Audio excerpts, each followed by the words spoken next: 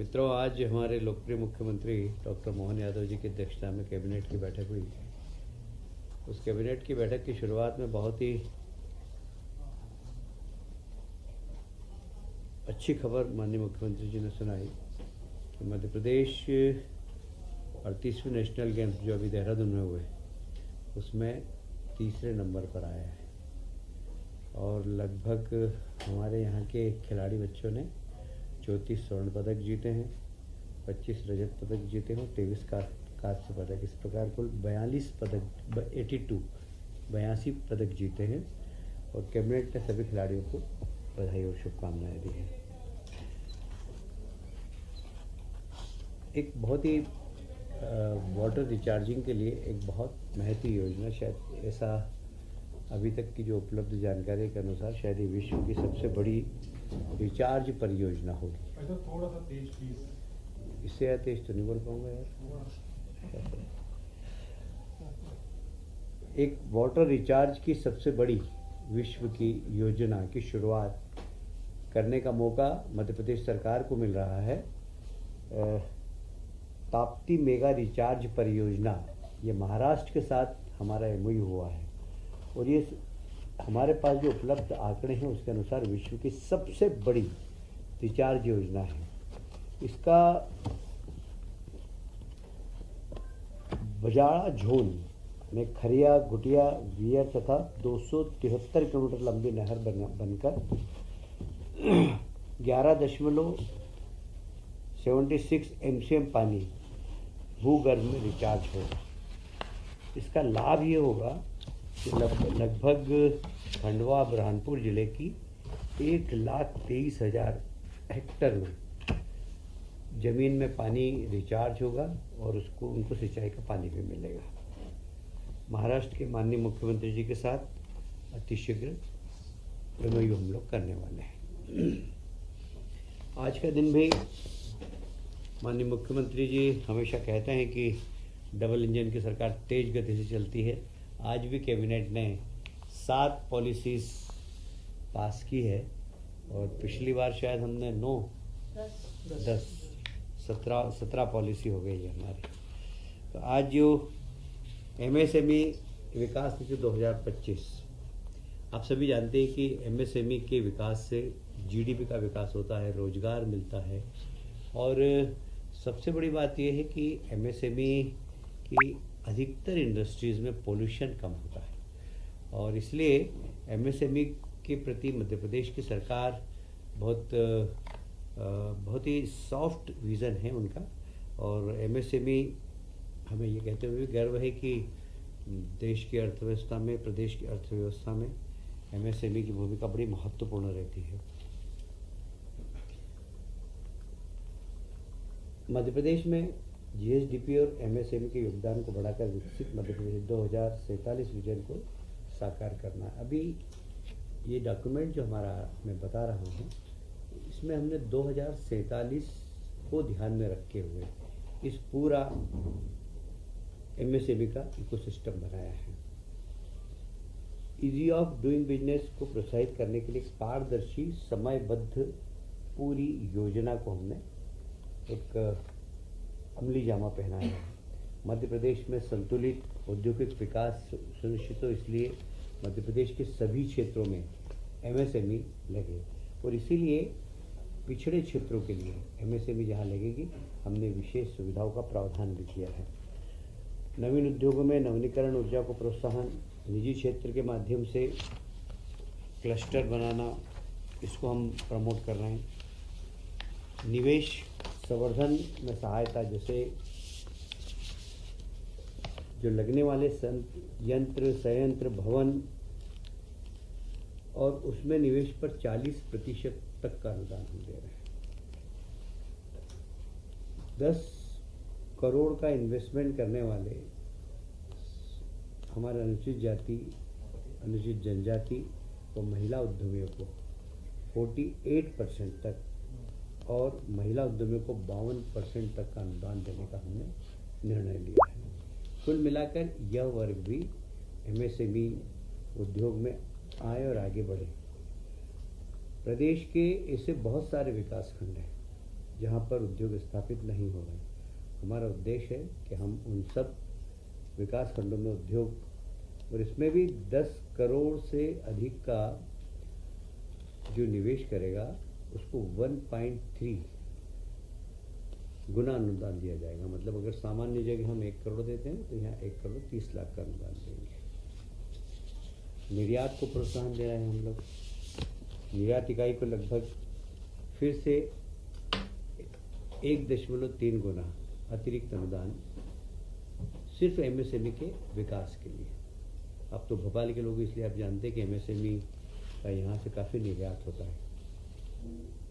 विशेषकर हमारे यहाँ लैंडलॉक स्टेट है तो कई बार भाड़ा बहुत होता है पोर्ट तक जाने के लिए, और इसलिए 40% 40 लाख माल ढुलाई का 40 लाख प्रति वर्ष 5 साल तक देने का हमने निर्णय लिया है भाड़े में। निर्यात संबंधी प्रमाण पत्र लाने के लिए 50 लाख की सहायता उसमें भी देंगे। एमएसएमई की निर्यात निधि में ये लाभ अभी सब बताया मैंने। 10 करोड़ से अधिक का उद्योग लगाने वाले निवेशक को 100 से ज़्यादा रोजगार प्रदान करने पर 1.5 गुना तक अतिरिक्त अनुदान, मतलब जो रोजगार मूलक उद्योग डालेगा उसको फिर जैसे हम 1 करोड़ का अनुदान दे रहे हैं तो उसको 1 करोड़ 50 लाख का अनुदान देंगे। कुल मिलाकर बेरोजगार नौजवानों को रोजगार देना ये हमारा एमएसएमई को जो प्रमोट करने का उद्देश्य है। रोजगार सजग सेक्टरों के कर्मचारी प्रति कर्मचारी 5 वर्षों तक कौशल विकास प्रशिक्षण हेतु प्रति कर्मचारी 13,000 की सहायता ये हर उद्योग को देंगे हम। जो कर्मचारी वहाँ पर काम करेगा उसकी सैलरी का कुछ हिस्सा हम लोग प्रदान करेंगे। ईटीपी हेतु 50% की सहायता, अधिकतम सीमा लगभग 2.5 करोड़। मैं समझता हूँ कि ये योजना हमारी सारे देश में, मध्य प्रदेश में सबसे ज़्यादा सुविधा वाली हमारी नीति है। रिसाइकलिंग इकाई, आप जानते हैं कि सर्कुलेशन, जो मनी सर्कुलेशन होता है जिसे रीयूज़ करते हैं, प्लास्टिक को रीयूज़ करना, कचरे से सोना बनाना, कंचन बनाना जिसे प्रधानमंत्री कहते हैं, इस प्रकार की कोई यूनिट डलेगी तो उसको 40% की सहायता और अधिकतम 2 करोड़ तक की सहायता देगी। विशेष पैकेज ये फार्मास्यूटिकल एवं चिकित्सा उपकरण जो बनाएगा उसको फिर से 1.3 तक का मल्टीपल 52%, ये चिकित्सा उपकरण जो बनाते हैं उनके लिए है। निर्यात हेतु फिर से हम बता रहे हैं 1 करोड़ का अनुदान है, और फार्मास्यूटिकल लैब सेटअप के लिए 50 लाख का अनुदान, स्लेब अवधि फार्मास्यूटिकल के लिए 2 वर्ष, ब्याज अनुदान 5%, अधिकतम 100 लाख प्रति वर्ष 5 वर्ष के लिए, 5 करोड़ से अधिक का निवेश करने वाली इकाई के लिए। अब फूड प्रोसेसिंग के लिए निवेश प्रोत्साहन वो भी 1.5 गुना है। मतलब फिर मैं इसको आपको ब्रीफ करूं कि हम सामान्य को अगर 1 करोड़ देते हैं तो फूड प्रोसेसिंग के लिए 1.5 करोड़ देंगे। मंडी शुल्क प्रति पूर्ति ये 100% दे रहे हैं, और बिजली के टैरिफ में भी लगभग 1 रुपया प्रति यूनिट 5 वर्ष तक छूट दी जाएगी। रोजगार सृजन का अनुदान मैं पहले बता ही चुका हूँ। रोजगार सृजन अनुदान 5 माह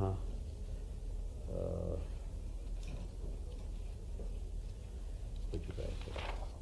टेक्सटाइल पावरलूम, मैंने बोला था कि हमारी जो उद्योग पॉलिसी है उस पॉलिसी के अंदर अलग अलग सेक्टर की पॉलिसी बनी है, जैसे टेक्सटाइल पॉलिसी, पावरलूम पॉलिसी, हमारे खाद्य प्रसंस्करण पॉलिसी, फार्मास्यूटिकल एवं चिकित्सा उपकरण पॉलिसी, इस सब को अलग अलग भागों में देखकर वहाँ पर अलग अलग प्रकार की सुविधाएं, ये परिधान की पॉलिसी जिसे हम रेडीमेड कहते हैं, इसमें सब में इसी प्रकार के अलग अलग पैकेज दिए गए हैं।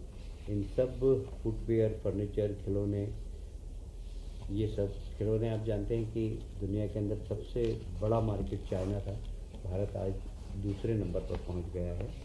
ये सब सर्कुलर इकोनॉमी, जैसा मैंने अभी कहा, रिसाइकलिंग पर हम 40% की सहायता दे रहे हैं, अधिकतम 2 करोड़ की।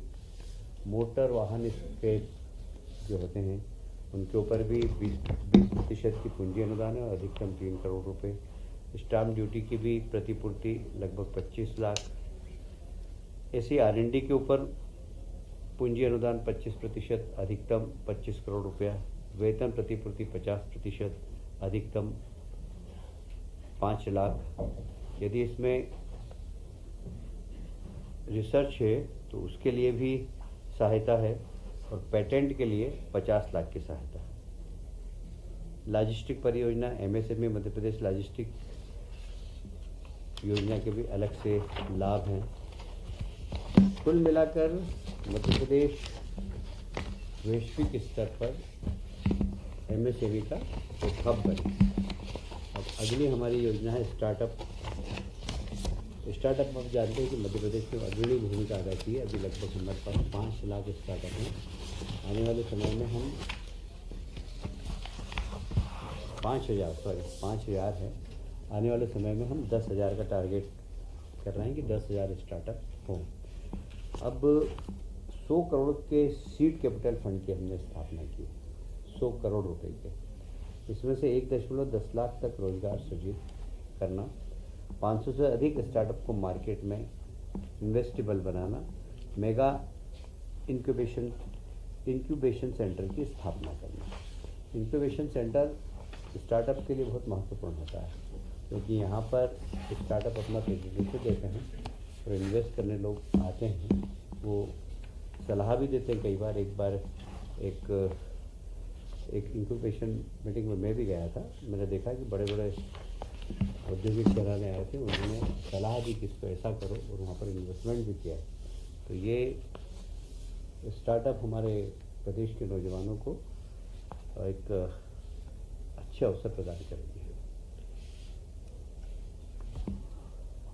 इस नीति के जो मुख्य स्तंभ है, एक तो वित्त पोषण सहायता, जिसमें सीड फंड अनुदान, स्टार्टअप कैपिटल फंड मैंने बता दिया आपको, प्राप्त निवेश पर ऋण सहायता, बाजार तक पहुंच, स्टार्टअप एक्सेलरेशन कार्यक्रम, ग्रेट चैलेंज और हैकाथॉन, उत्पादन आधारित स्टार्टअप को बढ़ावा, जिसमें रोजगार सृजन सहायता, कौशल विकास सहायता, विद्युत शुल्क सहायता, MSME विकास नीति का भी लाभ। संस्थागत सहयोग भी हम कर रहे हैं। स्टार्टअप सलाहकार परिषद की स्थापना, ये हमारे नए जो नौजवान हैं जो स्टार्टअप करना चाहते हैं, उनको ठीक तरीके से एक सशक्त पोर्टल ऐप के माध्यम से उनको गाइड करने का काम करेंगे। नवाचार एवं उद्यमिता को प्रोत्साहन, पेटेंट यदि वो कराना चाहते हैं तो उसमें भी अनुदान है।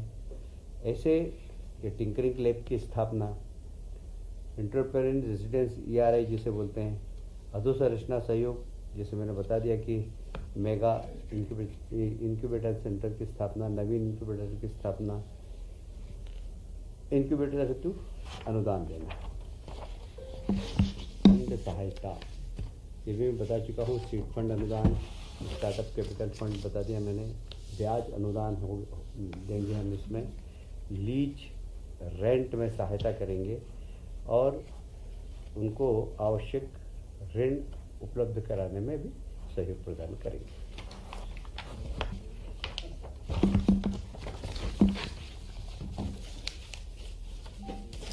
ये हमारी स्टार्टअप और MSME की योजना और एक बची है। और एक बची बचिए कौन सी? अच्छा, मध्य प्रदेश MSME भूमि आवंटन।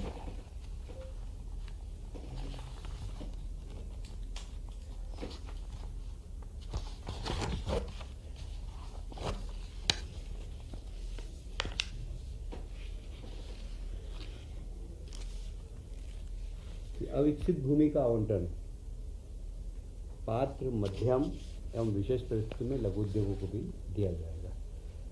भारत सरकार द्वारा लघु उद्योगों की परिभाषा में परिवर्तन के कारण ये सुविधा प्रदान की गई है।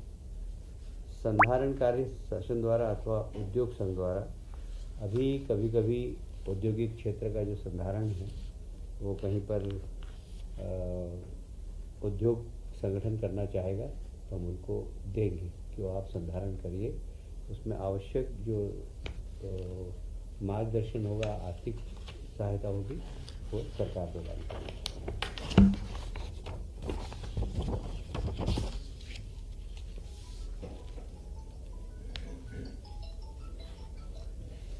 परियोजना में लगभग 50% स्थायी पूंजी निवेश जिसमें कम से कम 25% निवेश प्लांट और मशीनरी पर होने पर ही हस्तांतरण की पात्रता होगी। वर्तमान में ये प्रावधान नहीं है। फ्लैटेड इंडस्ट्रियल एरिया कॉम्प्लेक्स में प्रकोष्ठों में फ्लैट का आवंटन ई बिल्डिंग प्रक्रिया से इसमें भूमि की बचत होती है। यदि कोई छोटा प्लांट जाना चाहे तो फ्लैट मल्टी उसमें हम प्रदान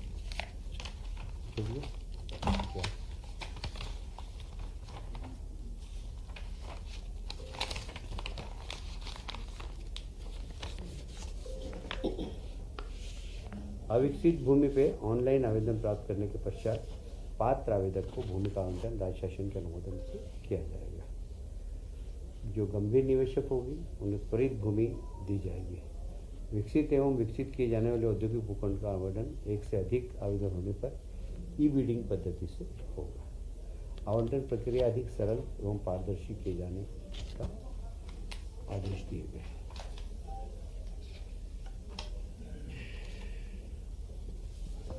इंटीग्रेटेड टाउनशिप नीति 2025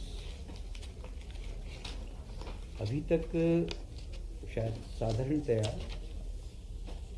टाउनशिप काटने का काम बिल्डर करते हैं या कॉलोनाइज़र जो होते हैं वो लोग करते हैं।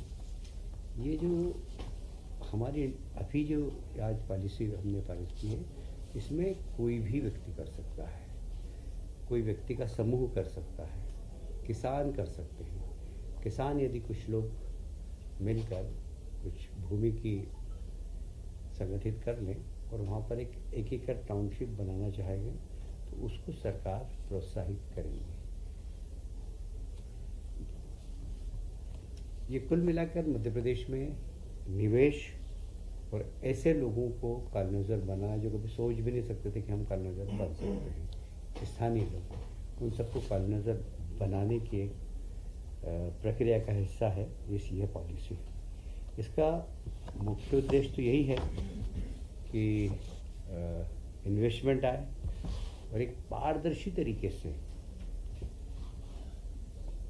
एक नियोजित विकास। इस प्रकार की पॉलिसी महाराष्ट्र में है, गुजरात में है, वो हमने देखी और उससे अच्छी पॉलिसी बनाने का हमने प्रयास किया। रियल एस्टेट आज के समय में एक निजी निवेश का एक बहुत बड़ा माध्यम है।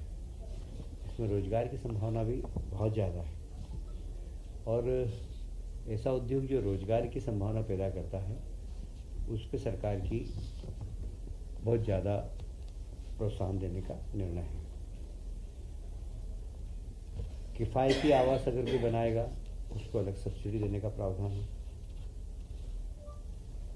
राज्य की सामाजिक आर्थिक बुनियादी ढांचे की मांग को पूरा करना इसका उद्देश्य है। एक लैंड पूलिंग के माध्यम से सार्वजनिक व निजी भागीदारी दोनों को ही प्रोत्साहित करेगा। इस नीति के तरह इसमें परमिशन के लिए बहुत ज़्यादा जगह जाने की ज़रूरत नहीं पड़ेगी। हम जिले के आधार पर एक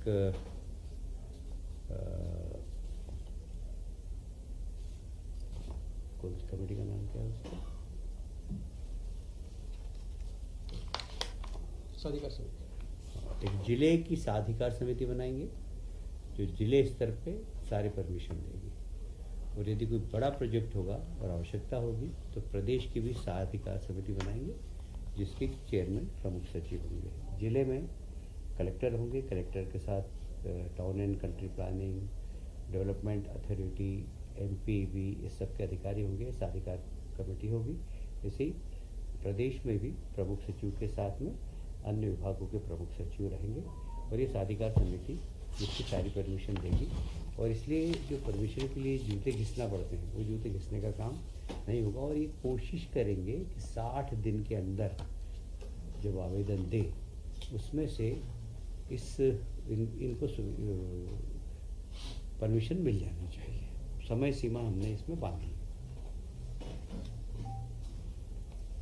मध्य प्रदेश इलेक्ट्रिक वाहन नीति, आप सभी जानते हैं कि हमारे देश के प्रधानमंत्री विश्व के अंदर ग्रीन एनर्जी पे काफ़ी लीड कर रहे हैं। और अभी आपने देखा होगा कि काफ़ी अर्बन सेक्टर में उन्होंने, केंद्र सरकार ने इलेक्ट्रिक बसें दी। और कैसे भी करके इलेक्ट्रिक व्हीकल ज़्यादा से ज़्यादा चले, ये प्रधानमंत्री जी का भी सपना है, उनका कमिटमेंट भी है ग्लोबल स्टेज पर। और उसी पे डबल इंजन की सरकार काम करने के लिए यह इलेक्ट्रॉनिक वाहन नीति हमने बनाई है। इसमें सबसे बड़ी बात है, आप जानते हैं कि पोल्यूशन शून्य है, और इसलिए पोल्यूशन कम से कम हो, इसका मुख्य उद्देश्य यही है।